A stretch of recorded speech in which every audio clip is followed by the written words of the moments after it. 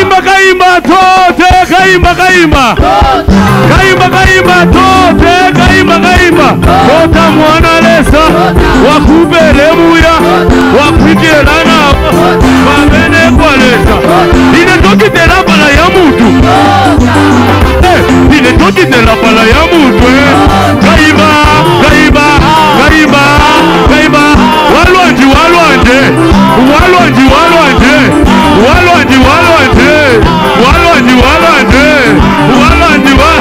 ine toki tera bala ya mutu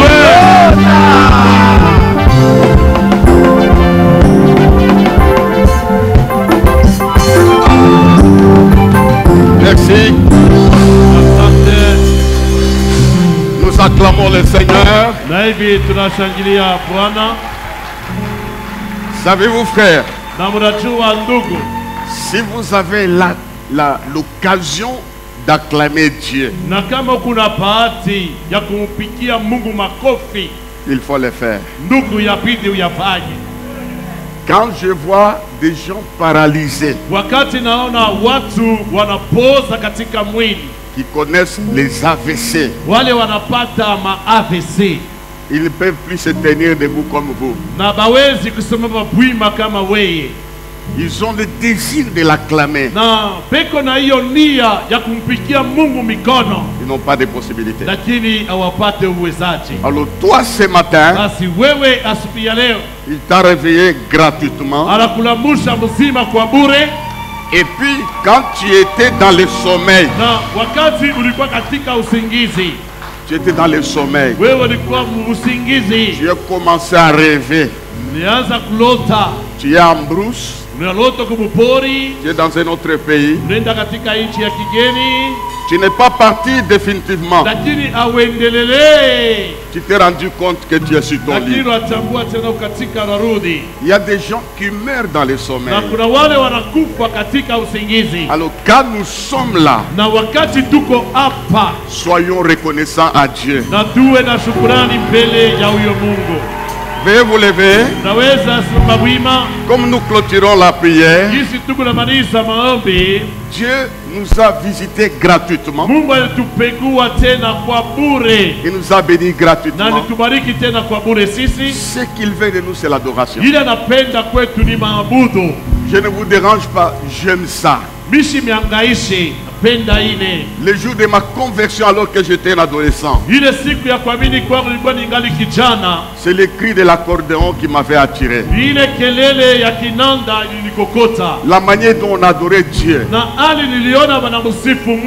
c'était la voie pour que je puisse les rencontrer. Alors nous adorons Dieu par ces cantiques.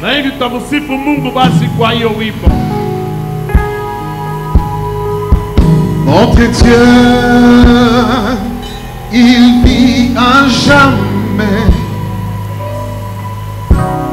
Il règne en puissance amour.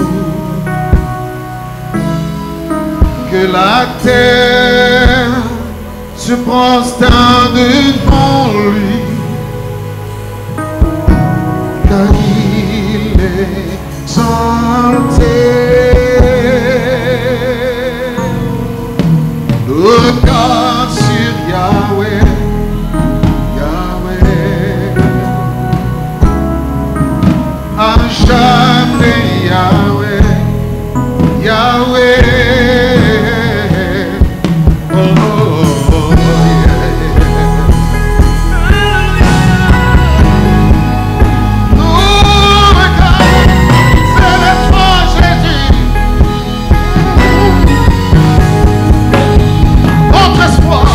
Notre espoir, c'est le Dieu tout-puissant.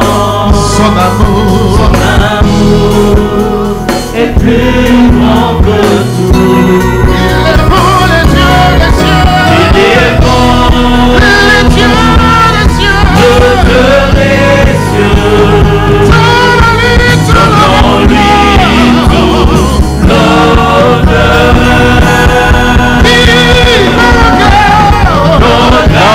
Sur Yahweh.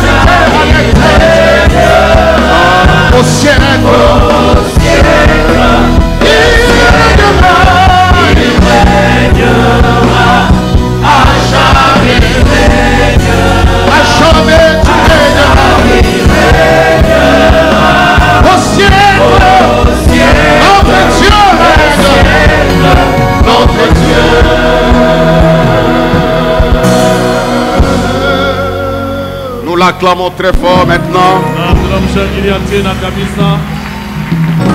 Soyez debout. Dieu notre Père, nous sommes devant ta face. Tel que nous sommes. Chacun avec son problème. Chacun avec ses préoccupations. Il n'y a personne qui peut affronter ce que nous en dirons. Il n'y a que toi seul. Et la voix par excellence, c'est ta parole. Elle nous éclaire. Elle nous donne la foi pour que toi tu puisses agir dans nos vies. Je me remets entre tes mains. Vérifie mes imperfections. Que rien ne puisse bloquer l'écoulement de la grâce dans cette salle. Donne-moi ta force physique et spirituelle. Que je puisse transmettre fidèlement ta parole. Je m'oppose aux esprits méchants. Tout esprit qui agira contrairement à ta volonté soit paralysé. Sorcellerie, envoûtement, l'occultisme, la magie. Je vous ordonne maintenant de quitter ces lieux. Je libère ces services et je proclame le nom de Jésus. Merci pour le sang qui nous couvre. Cher Saint-Esprit, sois au rendez-vous dans tous les détails. Je t'élève, Esprit de Dieu, au nom de Jésus-Christ. Amen. Salut trois personnes. Dis à ces personnes-là, Dieu a enlevé les barrières.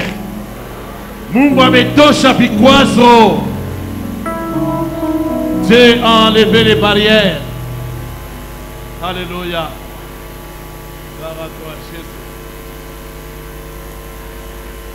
Voilà, j'aime la Bible.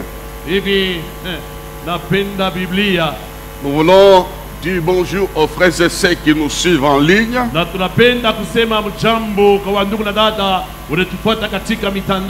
Dans tous les pays anglophones et francophones. Nous vous aimons. Que Dieu vous bénisse là où vous êtes. Amen. Je ne bénis pas seulement les gens qui sont au loin.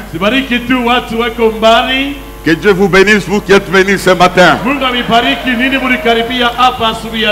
Amen. Voilà, nous lisons dans la Bible trois passages. Monte vite, vite, vite. Nous lisons d'abord dans Luc chapitre 7.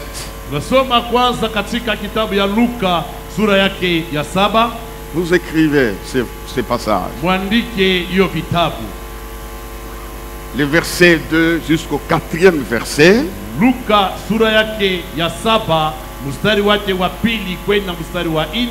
Et le verset 11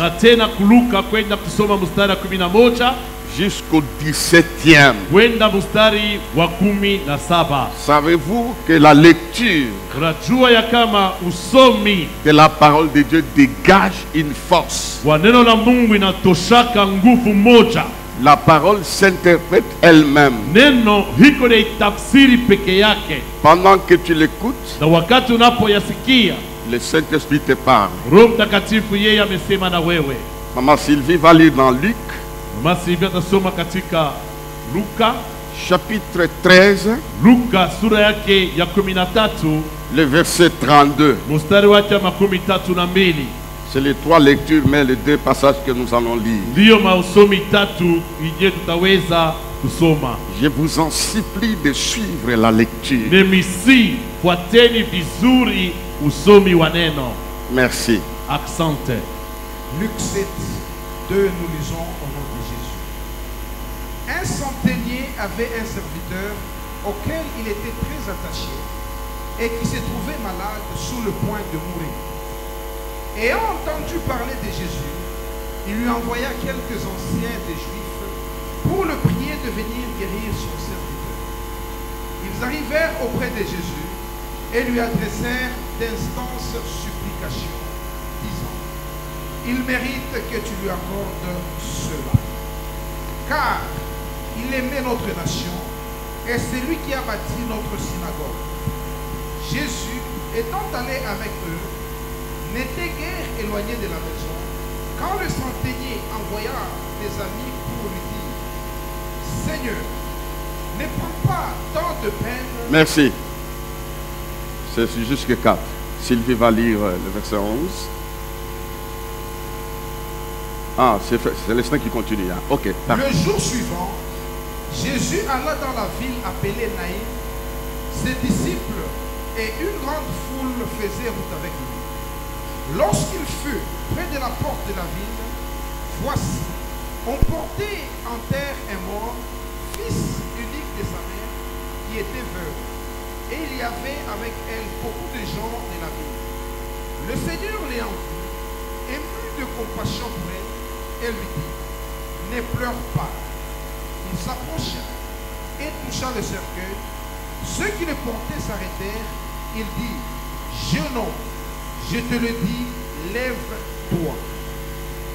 Et le mort s'assit et s'est mis à parler. Jésus le rendit à sa mère. Tous furent saisis de crainte et ils glorifiaient Dieu, disant: un grand prophète a apparu parmi nous et Dieu a visité son peuple. Cette parole de Jésus se répandit dans toute la Judée et dans tout le pays d'alentour. Jean fut informé de toutes ces choses. Non, ça va. Luc 13, 32. Luc 13, 32, nous lisons la parole au nom de Jésus. Il leur répondit: allez et dites à ce renard: voici, je chasse les démons et je fais des guérisons aujourd'hui et demain. Maintenant, lis calmement. Il est ma réponse, je suis très capital. Il est répondu. Qu'est-ce qu'il les a répondu là-bas? Allez et dites à ce renard: voici, je chasse des démons et je fais des guérisons aujourd'hui et demain. Et le troisième jour, j'y aurai fini. Merci. Amen. Nous acclamons la parole. Nous acclamons très bien la parole de Dieu. Alléluia. Ces deux passages manifestent la suprématie de Jésus devant toutes sortes de détresse. Na hiyo mausomi mpili inaonesha utawala wake Yesu mbele ya hali yote ya huzuni.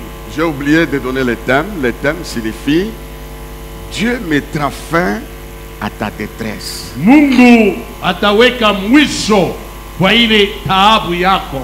Travaillons ensemble. Dis à ton voisin: Dieu mettra fin à tes détresses. Dieu mettra fin à tes détresses.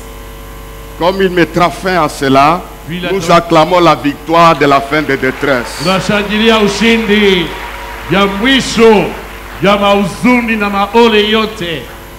Je prêche calmement comme je l'ai dit la fois passée. Nahubiri polepole gisi nilisema wakati uliopita. Ces deux histoires Hiyo mahistoria mbili nous montrent deux pages sombres. inatuonesha makartasi mbili, mapicha mbili mweusi. La détresse consommée. Ole isha kufika. Et l'acteur principal qui va terminer la détresse, Na mtendaji kawaida ataenda kumaliza hiyo ole, c'est Jésus-Christ. Yesu Kristo. Le premier cas, Na hali ya kwanza, la première détresse, na ole ya kwanza, c'est cet homme qui est malade jusqu'au point de mourir. ni mtu huyu anagonjwa karibu kwenda kufa. Au point de mourir, c'est une détresse parce que c'est un état critique. Karibu na kufa inakuwa ni ole, maana inakuwa ni hali ya mauzuni kabisa. Quand la situation devient critique, wakati hali inakuya ya ole kabisa, à ce moment-là, c'est le terrain de Jésus. na pale sasa nje na kwa kiwanza chake Yesu. Il est l'homme de cas grave. Yeye ni mtu wa hiyo mambo ya hatari. Le Dieu désespéré, de désespérés. Mungu ya wale wenye wanapoteza tumaini. C'est quand les hommes reculent Na ni wakati watu wanarudi nyuma en prononçant des verdicts, kusema mamipango ya mwisho, Jésus avance. ni pale Yesu yeye ameendelea. Au point de mourir. Yeye karibu kwenda kufa. Il était malade au point de mourir. Alikuwa mgonjwa karibu kwenda kufa. Ces militaires, les centeniers, les patrons, Na yule askari, yule shefu, yule akida avaient raisonné. niweza kuwaza kafikiri, Il a compris que ici, akaelewa kusema hapa ça sera la fin. hiyo ni mwisho. Et la Bible dit, c'est un serviteur qui était attaché au Na général. Biblia inasema yeye alikuwa ni mtumishi aliambatana kwa jemadari. Il allait mourir. Yeye alipasha kwenda kufa, Il a dit que je ne peux pas permettre que cet homme meure. lakini akasema sitaweza kuruhusu mtu endelee kufa. Il était préoccupé de cet homme. Na alisumbukia kabisa mtu huyu. Ayons ce cœur Tuwe na hiyo roho de se préoccuper de nos voisins. ya kusumbukia wajirani wetu. Ayons ce cœur Tuwe na hiyo roho d'avoir pitié des malheurs qui frappent les uns et les autres. ya kushikia buluma kwa ole inapika wengine na wajirani. Il y a un évangéliste qui avait reçu l'onction de Dieu. Na mwinjilisti mmoja alipata upako wake Mungu, Il n'a pas beaucoup prié. yasikuombe kabisa. Il y a quelque chose qui avait attiré Dieu dans son Na cœur. kuna kitu moja kilikokota Mungu katika moyo wake. Il était le bienfaiteur, il ramassait tous les gens qui souffraient, tous les gens qui étaient malades. Yeye alikuwa mtenda mema akisaidia wote walioteswa, wote walikuwa wagonjwa. Dieu l'a oint Mungu alimpaka mafuta pour aider les gens qui souffraient. ajili ya kusaidia watu wenye waliteswa. Et ce cœur-là, Nawe pia uwe na moyo wa vile, qui voit la souffrance des autres. inaona mateso ya wengine. Le général pouvait recruter quelqu'un d'autre. Na jemadari asikwenda kwa mtu mwingine, Mais ce regard était fixé sur cet homme-là. macho yake lakini yangalia kwa ule mtu yule. Il était malade. Alikuya mgonjwa. Je vais y revenir. Na tarudilia kule. Maintenant, le deuxième cas, Na hali ya pili c'est la mort constatée ni kifo kinye banatazama du fils de la veuve. ya mtoto ya yule mama mjane. C'est pourquoi notre thème central des marathons, la détresse ne paraîtra pas deux fois. Ni kwa maana basi kishile tu kawaida, ile ole haitaonekana tena mara pili. Alors il se trouve devant ces deux cas. Na yeye anajikuta mbele ya ile mahali mbili. Dites Amen. Amina. Ce sont les deux cas qui font trembler les gens. Ni mambo mbili yatetemeshaka watu. Quand la maladie, c'est un peu de fièvre, un peu de maux de tête, on paralyse. Wakati magonjwa kichwa kuluma, oma, watu wanadharau. Quand ça arrive au point de mourir, Wakati inaanza kwenda kupeleka mtu kukifo, ça inquiète. iko na huzunisha. C'est ainsi que ça a inquiété. Ni vile basi ilipata kuzunisha. Et puis de l'autre côté, Kwa ngambo ya pili c'était les morts confirmés. ilikuwa ni kifo, maiti baliona pale. Qu'est-ce que je veux dire ce matin? Nini napenda kusema siku ya leo? Devant ces doubles détresses, Mbele ya hiyo mahali ya ole mbili, Jésus a le pouvoir. Yesu Kristo heko na mamlaka. Donnez-moi un amen. Amen. Amen. Vous qui m'entendez, Jésus a le pouvoir. Mnasikia Yesu heko na mamlaka. Je répète encore, il a la puissance Heko na uwezo de terminer ce genre de détresse. ya kumaliza hiyo mahali ya maole, La maladie magonjwa et la mort. na kifo. Il en a le pouvoir. Yesu pekee heko na mamlaka. C'est pourquoi il va faire ça. Ni kwa maana yeye akafanya ile. Premièrement, Ya kwanza la Bible dit les jours suivants. yanasema siku ijayo, Les jours suivants. siku ilipofuata, Répétons cela à haute voix, les jours suivants. les jours suivants, Encore les jours suivants. Quand on parle des jours suivants, Wakati nasema siku inakuja, il y a un jour passé, kule siku ilipita. n'est-ce pas? Oui, oui. Il y a un jour passé. Qu'est-ce qui s'est passé? Nous voulons d'abord découvrir brièvement ce qui s'est passé les jours passés. Pour comprendre la puissance de Dieu dans les jours suivants. Je prophétise. Les jours suivants, tu verras la puissance de Dieu vivant. Les jours suivants, Dieu fera la distinction. Il va faire des choses qu'il n'a pas fait les jours passés. Qu'est-ce qu'il a fait les jours passés? Il y a quelqu'un qui était malade. Les gens des centenaires. Alors les centenaires apprennent. La Bible dit il en prend parler de Jésus. Ce n'est pas quelqu'un qu'on a prêché comme ça. Il a entendu parler de Jésus. Bien aimé dans le Seigneur, quand tu entends sa parole, ta vie ne restera plus jamais la même.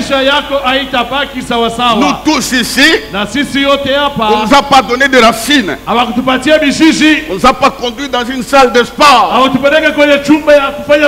pour nous changer. Une seule chose a changé notre vie, c'est la parole que nous avions entendue. Tu es heureux d'entendre sa parole. Alors quand il entend la parole, il a la foi. Il fait quoi? La délégation. Il trie les anciens des Juifs. Allez lui dire qu'il vienne guérir mon serviteur qui est au point de mourir. La délégation arrivait auprès de Jésus. La Bible dit il parlait avec supplication. Il y a quelqu'un. Ils ont étalé les œuvres de cet homme-là. Il y a un serviteur qui est malade, au point de mourir. Et Seigneur, d'abord, d'ailleurs, il aime notre nation. De deux, c'est lui. Les synagogues dans lesquelles tu as chassé les démons là, c'est lui qui avait bâti ça. Ils ont présenté cela. Il était très touché. J'ouvre une parenthèse. Tout ce que tu fais parlera dans ton futur. L'œuvre que tu portes à la maison de Dieu te suivra d'une manière ou d'une autre. Jésus était touché quand on a parlé de cela. Il dit il mérite. C'est les anciens des Juifs, hein? Le témoin qui avait vu que tu lui accordes cela. Je veux dire une chose. Toi qui as fait quelque chose pour Dieu, tu mérites que Dieu t'accorde quelque chose selon ton besoin. Tu mérites. Qu'est-ce que tu as fait? Je descends plus bas. Toi qui torchonnes dans cette église, tu mérites que Dieu t'accorde quelque chose. Toi qui visites les malades, tu mérites que Dieu t'accorde quelque chose. Toi qui soutiens l'œuvre, tu mérites que Dieu enlève la détresse. Ils sont allés avec preuve. Et Jésus a décidé de les accompagner pour aller avec eux. Ils étaient au loin. Les centeniers ont dit je ne mérite pas que tu viennes chez moi. Dis seulement un mot et mon serviteur sera guéri. Dis seulement un mot et celui qui est au point de mourir reprendra la vie. Bien aimé dans le Seigneur, tout celui qui a parlé sur ta vie, te maudissant. Ce matin, je libère les mots de Jésus. Si c'est ton grand-père, si c'est ta tante qui t'avait maudit, qui avait dit un mot sur toi, une parole négative, ce matin, je libère la parole de Dieu. Je déracine ces mots-là. Ce qu'on t'a privé, Dieu te l'accordera. Donne-moi un amen fort, fort, fort, fort. C'est qu'on t'a privé. Dieu tout-puissant, je le prends à témoin. Il est capable de te l'accorder. Si on t'a privé le mariage, Dieu te l'accordera. On t'a privé la guérison, Dieu te l'accordera. On t'a privé la grâce, Dieu te l'accordera. On t'a privé l'accouchement, Dieu te l'accordera.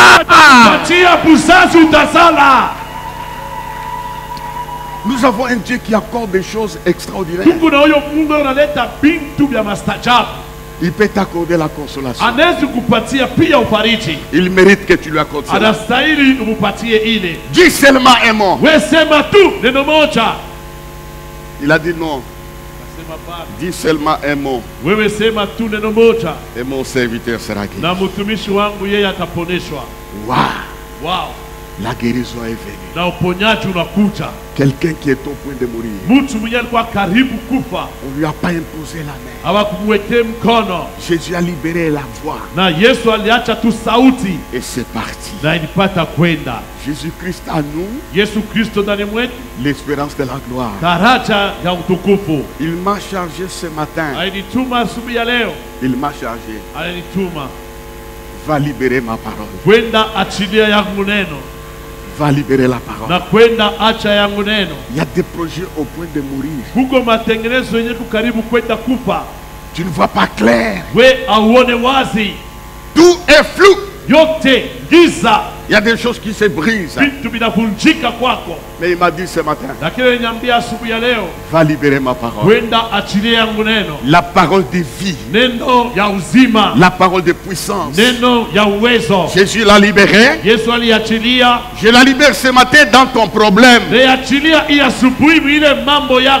Amen. Et il était guéri.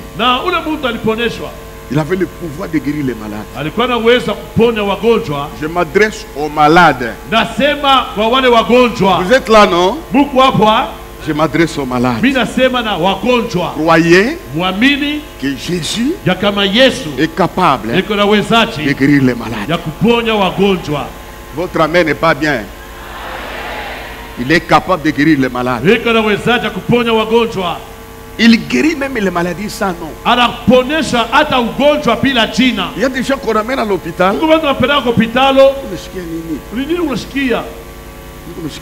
Ça qui vous nous. Je sens comme si la hanche. C'est comme l'oreille. J'ai des douleurs ici. Et puis au mollet. Et puis au mollet. D'ailleurs maintenant là. Ça va. Je sens l'ombril comme si ça va sortir. C'est ça qui t'offre, qui le fait qu'on toque. Le médecin te pose. Qu'est-ce que tu sens? On n'a pas dit à Jésus le nom de la maladie de cet homme. Tout ce qui est malade ou maladie, la puissance peut entrer là-bas. On ne lui a pas dit ça. Non, ils sont de ceci. On a dit seulement il est malade au point de mourir. Un médecin va poser la question. C'est quelle maladie? C'est quelle maladie? Jésus ne pose pas de questions. Parce qu'il est au-dessus de toute maladie. Et par ses infirmités nous sommes guéris.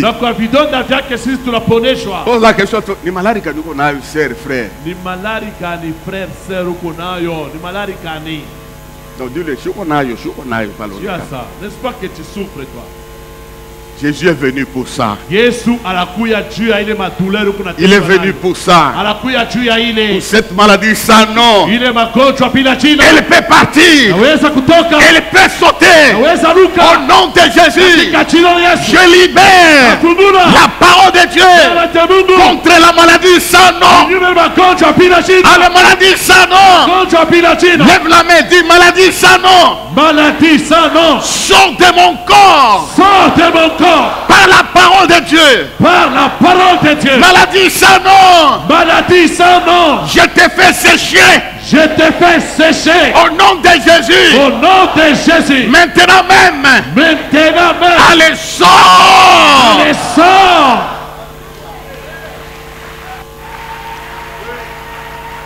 On l'a trouvé guéri.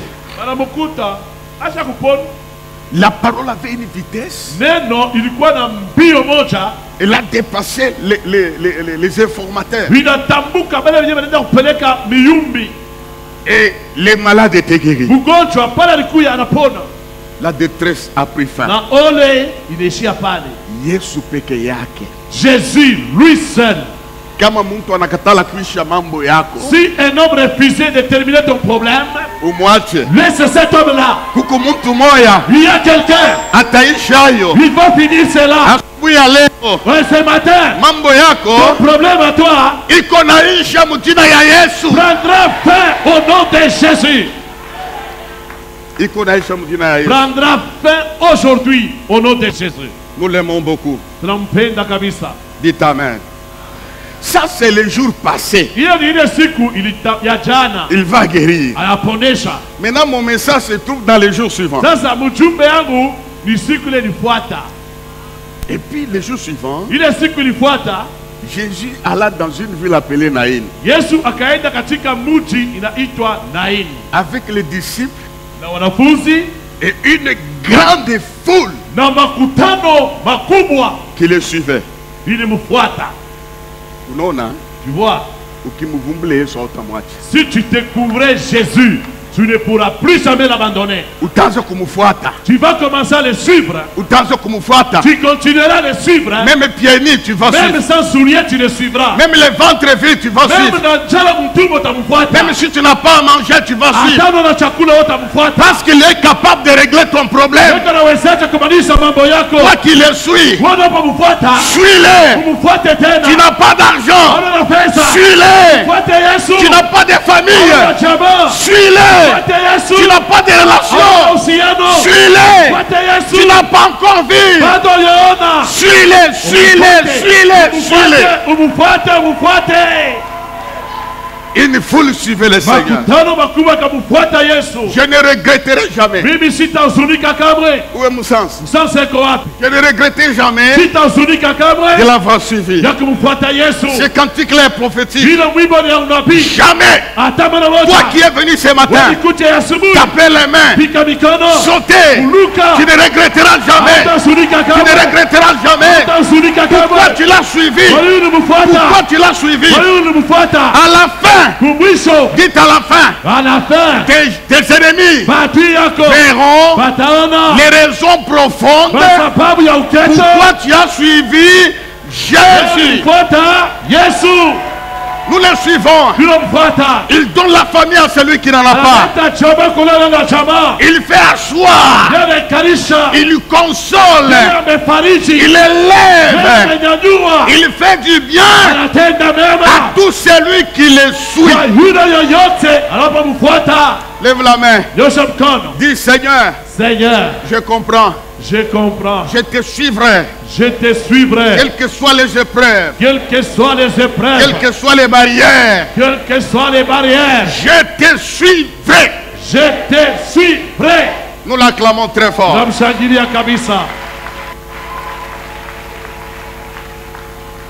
Dites amen. Et puis Jésus aussi, Jésus. Il a fait un grand travail. Là, dans les comptes de cet homme ici. Juste après ça, il va à Naïm.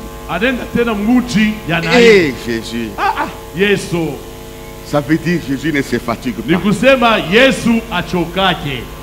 Il ne se repose pas. Yeye apumzikake. Il n'a pas dit que non, j'ai travaillé comme moi. Hein? Kama mimi kabla tumika. Je travaillais dimanche passé, mais vous comprenez que le dimanche je ne travaillais pas. Je suis toujours en intercession. Non, je suis fatigué. Jésus pour faire du bien ne se fatigue pas. Il ne se fatigue pas. Il alla à Naïm. Un véritable travailleur. Il bosse bien. Il ne se fatigue pas. Même maintenant là il travaille. Pose-moi la question, il travaille où? Il travaille où? Où? Il est assis à la droite du Père, intercédant. Il ne se fatigue pas. Il ne se fatigue pas. Il est le faiseur du bien. Il a des oreilles qui ne se fatiguent pas. Pendant que je prêche, on l'appelle partout. Il ne se fatigue pas. On les chante partout. Ses oreilles ne se fatiguent pas. C'est pourquoi nous pouvons l'appeler le Dieu Tout-Puissant. C'est lui qui a la puissance ne se fatigue pas. Il travaille. Donne-moi la main, je dis quelque chose. Il ne se fatigue pas. Il a plusieurs dossiers dans ses mains. Si je reçois au bureau là, les gens venaient avec chacun avec son dossier. Je vais dire, allez, Junior, je suis fatigué. Ferme la porte. Il revient demain. Et les gens sont là avec des dossiers. Donnez-moi la main, je vous dis quelque chose. Amen. Ce matin, il va traiter tous les dossiers. Non, tu as raté de dire Amen. Amen. Il va traiter les dossiers de ton mariage. Les dossiers de ton accouchement, c'est tout sur sa table. Les dossiers de ta maladie, il va les traiter. Les dossiers de ton logement, il va les traiter. Les dossiers de ton accouchement, il va les traiter. Nous avons un Dieu qui entre en Naïm. Parce qu'il a un dossier à Naïm. Un dossier plus lourd que le dossier passé. N'importe quel que soit le volume de ton dossier, Dieu va le traiter bien. On acclame les traiteurs des dossiers. Écoutez, quand nous introduisons les demandes de visa pour aller dans un pays, quelques jours après, il va déposer des questions. À quel niveau se trouve mon dossier? On va te dire ton dossier est en train d'être traité. Et puis à la fin, ça ne sort pas. Quand Dieu traite les dossiers de quelqu'un, le visa sortira.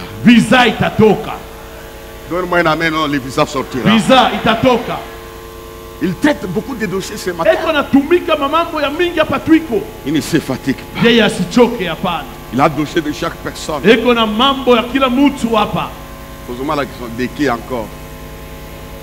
Même les dossiers des sorciers. Il ne les traite pas comme toi. Il les traite de sorte que les sorciers se convertissent. Toi tu dis sorcier, coup-foi. Dieu dit non, donne-moi ce dossier là. Sais-tu que ces sorciers là, je donnais ma vie pour ces féticheurs là, j'ai donné ma vie pour lui. Il dit ceci. Il appelle un évangéliste. Il appelle, mets-toi debout. Il est évangéliste. Il vient comme ça. Il va faire porte à porte. Dieu lui dit non, non, non, non. Ne descends pas à Kalouboué. Traverse. Va à Kimbwambwa. Il y a quelqu'un que je vais sauver. Il y a son dossier. Ce sorcier là doit entrer dans l'éternité. C'est pourquoi je te mets sur son chemin. Et alors Adolphe arrive là-bas. Et quand il s'est converti, il tape les mains, maintenant il adore le Seigneur. Dieu traite tous les dossiers, même de tes ennemis. Il les traite bien, même des méchants. Il les traite bien. Ce matin, je vois sur la table de Jésus beaucoup de dossiers. Et ce matin, il va bien les traiter. Il ne faut pas dire Dieu ne me connaît pas. Il te connaît bien. Il va les faire. Les dossiers de ton ministère. Dites encore, et quoi encore? Et quoi encore? Les dossiers de la RDC. Mambo ya RDC. Les dossiers de la RDC. Mambo ya RDC. C'est tout sur ta table. Il les traite bien. Vous êtes en train de parler. RDC. Dieu n'oublie pas. Pose-moi la question, quoi encore? Les dossiers de l'Afrique. J'ai dit ceci. Les années qui viennent, l'Afrique va monter au-dessus des nations. Parce que son dossier, c'est tout sur la table. Dieu va presser les nations puissantes comme des citrons. Il va les presser et il va élever l'Afrique. Il est le Dieu des Africains. Dieu n'oublie pas que son dossier, quand Jésus descend, on l'a pu, on est allé avec en Égypte, en Afrique, il n'est pas mort là-bas. Et Dieu reconnaissant, il va nous remercier. Nous l'avons accueilli en Afrique. Nous l'avons hébergé en Afrique. Cette fois-ci, c'est le dossier des Africains. Nous acclamons le Seigneur. Nous acclamons le Seigneur. Il ne se repose pas.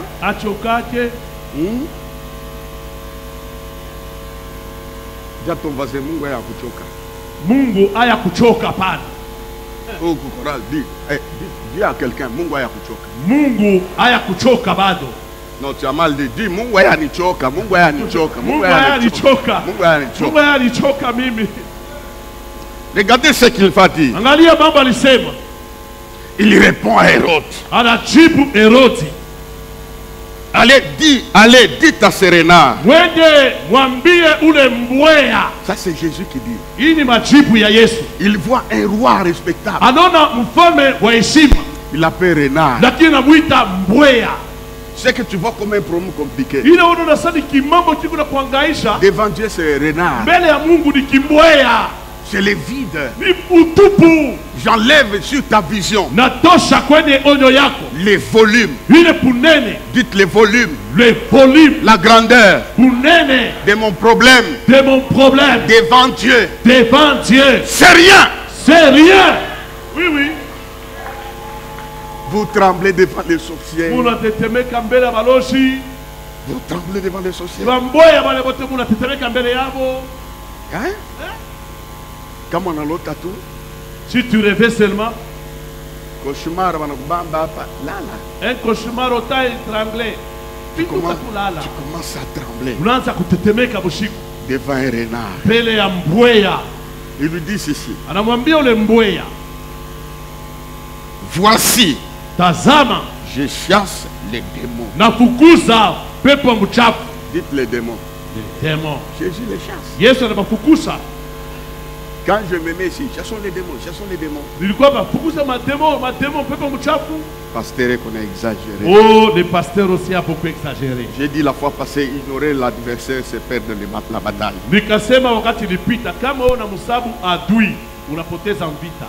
Je chasse les démons au pluriel.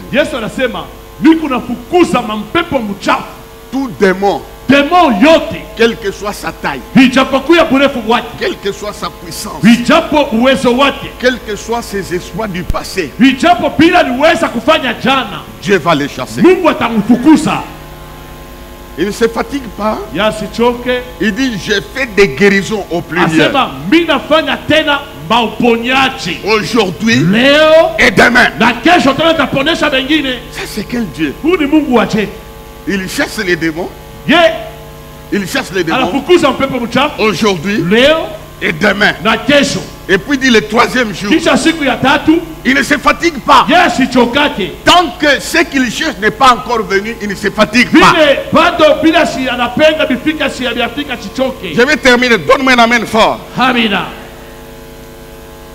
Demain et le troisième jour, j'aurai fini. Dites amen. J'aurai fini. Je déclare ce matin. Il va finir ce qu'il a commencé. Je vais terminer. Donne-moi un amen, amen, amen, amen, amen. Il va finir. C'est un Dieu qui achève ce qu'il a commencé. J'aurai fini. Le travail de guérison, il va finir. Le travail de te guérir, il va finir. Le travail de te bénir, il va finir. Dieu n'arrête rien en cours de route. Je déclare ce matin, c'est fini. Ce qu'il a commencé, c'est fini. Vous savez comment Dieu travaille? Dans l'invisible, il finit ce qu'il a commencé. Il poursuit dans l'invisible. Et puis on voit les résultats. Dieu est en train de finir. Tu arriveras là où Dieu t'attend. Parce qu'il ne se fatigue pas. Dieu a des moyens. Dites à haute voix, il a des moyens. Pour commencer et pour terminer. Il a l'onction pour commencer et pour terminer. Il a des hommes pour commencer et terminer. Il a la grâce pour commencer et terminer. Dis à haute voix, ça va finir. Ça va finir. Nous l'acclamons très fort.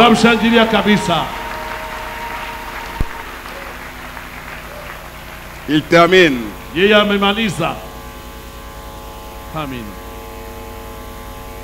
Quelque part. Écoutez. Je dois terminer seulement. Comment il est allé à Naïm? Sans appel. Sans délégation. Il n'y a personne qui est venu le chercher. Comme dans le cas du santé. Personne n'est venu. Il n'y a pas une délégation. Il n'y a personne qui est au courant de ce qu'il va faire à Naïm. Lui-même connaît. Il a les dossiers à main. Il n'y a personne qui a prié. Il n'y avait pas d'intercession. Il prend la foule en direction de Naïm. Personne ne connaissait. Même la femme là ne savait pas que le jour suivant était un grand jour pour elle. C'était un miracle pour elle.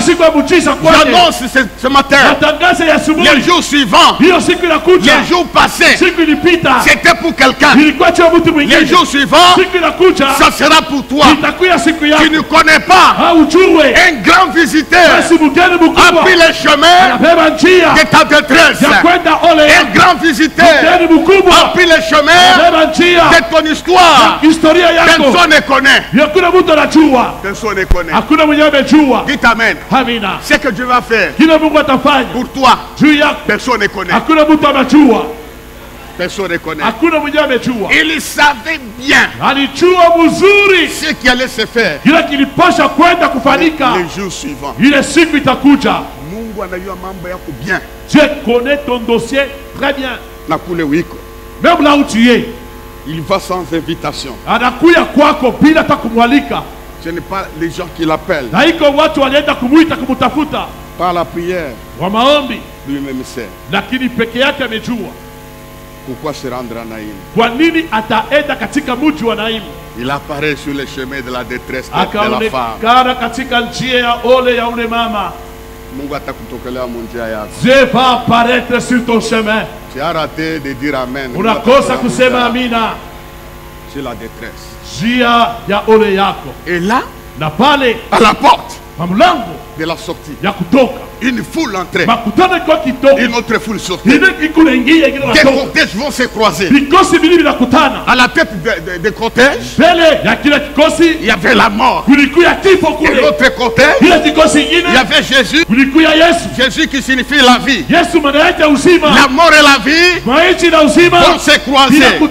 Ce matin, ta maladie croisera la guérison. Ton échec croisera la réussite. Ton opprobre croisera la gloire. Il y aura un croisement. Au nom de Jésus, un cortège sera vaincu. Et l'autre cortège sera vainqueur. Et les cortèges de Jésus gagnera sur les cortèges de la mort. Ils vont se rencontrer. Ils vont se rencontrer. Donne-moi un amen. À la porte. À la porte.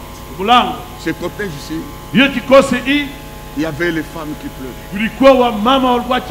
Une grande foule pleurait. On connaissait cette femme. Je disais la détresse n'apparaîtra pas deux fois. C'est une femme qui a perdu son mari.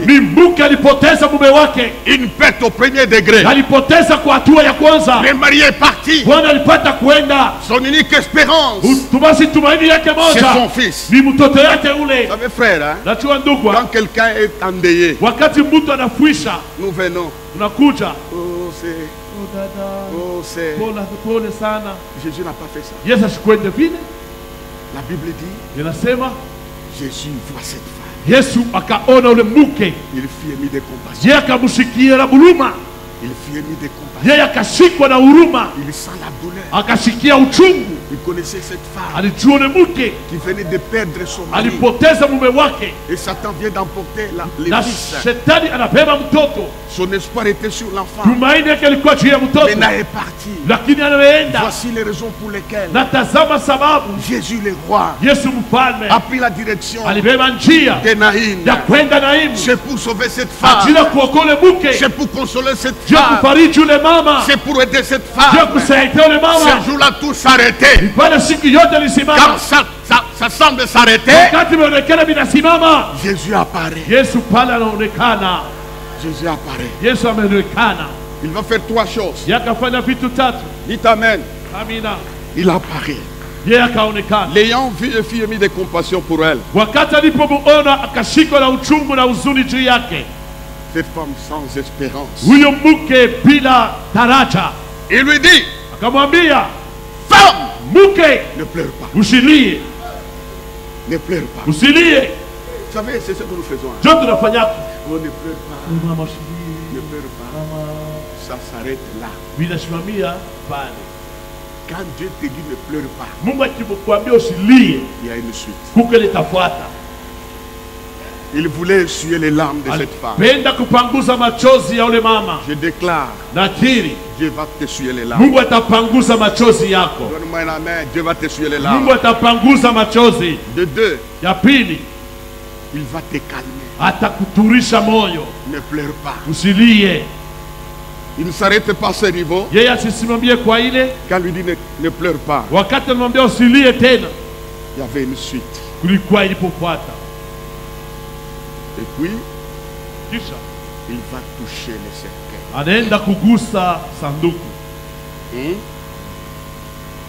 La foule s'arrêtait. Il touche les cercueils. La foule s'arrête. Pourquoi la foule s'arrête? C'est un scandale. Un sacrificateur. Chez les Juifs, n'est pas autorisé de toucher les cercueils ni les cadavres. Ce qui est intouchable, Jésus va les toucher. Jésus va les toucher. Jésus va toucher quelqu'un ce soir. Jésus va toucher quelqu'un ce soir. Jésus va toucher quelqu'un ce matin. Il y a quelqu'un qui pleure. Jésus va te toucher. Et quand Dieu te touche, les gens verront qu'il t'a touché. Nous acclamons parce qu'il va te toucher. Il va te toucher. Il touche. Il dit à l'homme, jeune homme, je te l'ai dit, lève-toi. Lève-toi. L'unique personne qui peut t'élever là où tu es. Les gens voudront te laisser là-bas. Les voisins voudront que tu restes là-bas. Tes copains voudraient que tu restes là-bas. Ce matin, dites ce matin, je me lève au nom de Jésus. Lève la main et dis, ce matin, je me lève. Je change de place. Je change de position. Je me lève. Je change de direction. Je me lève. Au nom de Jésus. Les gens qui viendront ne vont pas me retrouver dans les cercueils. Au nom de Jésus. Je me lève. De ma maladie. De ma souffrance. De mes épreuves. Je me lève. Alléluia. Nous acclamons très fort.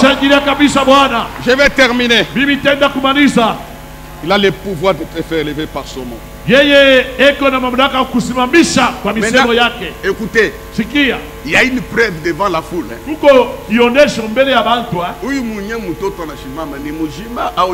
L'enfant ici qui s'est réveillé, est-il vivant ou mort encore? La Bible dit, l'enfant s'est mis à parler. C'est lui qui a fermé la bouche pas parler. Tu comprends ça? Quand Jésus te lève, tu parles. Tu auras un argument. Et les gens voyaient ça. Jésus a croisé cette femme. Il est en train de finir la détresse. La Bible nous cache les paroles de ce jeune homme. Il fallait qu'on sache qu'est-ce qu'il a dit. Certainement. Il pouvait dire que merci Jésus. Merci Jésus. Toutes les fois quand tu te lèves, il te fait lever. De là où tu étais, dis-lui merci. Dis-lui merci. On acclame, je vais terminer. Maintenant écoutez trois choses. La Bible dit, Jésus l'est rendu à sa mère. Nous l'acclamons très fort. Jésus va te rendre ce que tu as perdu. Quand la maman a vu l'enfant vivant dans ses mains, elle a dit, ça c'est Jésus. Je dis ceci. Tous ceux-là qui ont perdu des choses, Jésus va les rendre. Donnez-moi amen. Amen. S'il y a un sorcier qui a emporté ta fécondité, en Afrique, il y a des femmes comme ça. En Afrique, il y a parce qu'il y a des gens comme ça. Parce qu'il n'a pas donné l'argent à l'oncle. Il n'a pas donné l'argent à la tante. On ferme son travail et ses avoirs. Vous qui avez perdu quoi que ce soit, je vous annonce un homme de restitution. Il est capable de te rendre la valeur là où tu travailles, même dans ta famille. Il est capable de te redonner ce que tu as perdu. Ce que tu as perdu. Voilà, je termine. La Bible dit la cinquième chose. La foule fut saisie de crainte. Mambo yako, ton problème à toi là va faire trembler les hommes. Fut saisi de crainte. En disant, un grand prophète apparu parmi nous. Car Dieu a visité ton père. Ce matin, Dieu va te visiter. Il va continuer à te visiter. Ataendelea kupegua Il va te visiter. na atakupegua tena. Après ce miracle, Na kisha hiyo muujiza, regardez ici. angalieni huku, Toute la foule, makutano yote il y a eu un demi-tour. kulikuwa kupinduka. Au lieu d'aller vers le cimetière, Baada ya kwenda kwa makaburi, ils sont allés vers la maison. wote walipinduka kwenda Ils kunyumba. sont allés vers la maison. Walienda kunyumba. Je déclare, Nakiri, veuillez vous lever, je déclare. niwabeni nakiri, Dites à haute voix, mseme kwa sauti ya nguvu, dans ma vie, dans ma vie, il y aura un demi-tour. il y aura un demi-tour. Dans le nom de Jésus, Dans le nom de il Jésus, y aura un demi-tour. il y aura un demi-tour. Maintenant, regardez bien aimé dans le Seigneur. Angalieni wapenda katika Bwana, Quand il y a un deuil, hein, wakati ukilio, il y a toujours une équipe qui reste. kumbuka watu wanabataka ukilio. N'est-ce pas? Chini vile, Hein? juu wapike chakula, Organiser les chaises, batengeneze bichi, organiser la bière. bakarange tomson, batayarishe mabinywaji. Les gens qui étaient restés, Wale walibacha kunyumba, ils n'ont pas vu une seule foule. abakone bakutano moja Nankunji ya Yesu. ndani ya Yesu, Nankunji ya na bakujikana. kubeba na full day Dans la même direction, baka katika njia moja. chez la veuve. Beko nenda kwa mchane, Ces jours-là, vile siku ils ile sont allés là-bas. walienda pale, La Bible dit, inasema ils glorifiaient Dieu. wakatukuza Mungu, Ils louaient Dieu. wakamsifu Mungu, Ils reconnaissaient Dieu walishukuru Mungu comme un grand prophète kama nabii mkubwa, qui nous a visités. alitupegua. Une église s'est formée. Kanisa lifanyika, Les gens sautaient. watu waliluka, Les gens criaient. watu waliimba, Parce que Jésus maana Yesu venait de terminer la détresse. anamaanisha ole. Maintenant, la dernière chose, Kitu ya mwisho, dites c'est laquelle? c'est laquelle? Ton problème finira dans la louange. Mambo yako itaishia ndani ya sifa, Ça finira dans la louange. itaishia musifa, Ça finira dans l'adoration. itaishia katika Et non mabudu, dans la honte. hapana katika Et non haya, dans les larmes. hapana katika machozi. Lève la main et dis mon problème. Mon problème, Mon problème mon problème finira dans la louange. finira dans la louange À cause de Jésus-Christ. à cause de Jésus-Christ. Amen. Amina.